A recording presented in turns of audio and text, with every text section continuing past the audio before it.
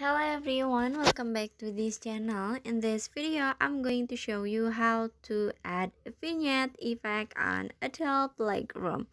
I hope and after this in here you can open your Adobe Lightroom apps, and then after this you can export the photo that you want to edit. And for add the vignette effect, it's so pretty simple. At the bottom you can swipe until you can see effect. I'm sorry.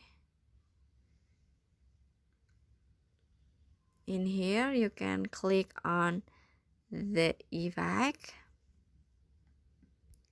and then at the effect in here you can see vignette. You can click on this icon. You can swipe left or right like this for setting the vignette. This is the vignette black, this is the vignette white. Wait. This is the black, this is the white. Okay, and after this in here you can go back and finish. So that's how to add vignette effect on Adobe Lightroom. I hope you found this video to be helpful. If you enjoy with the content, please consider like, comment, and subscribe down below. Bye bye.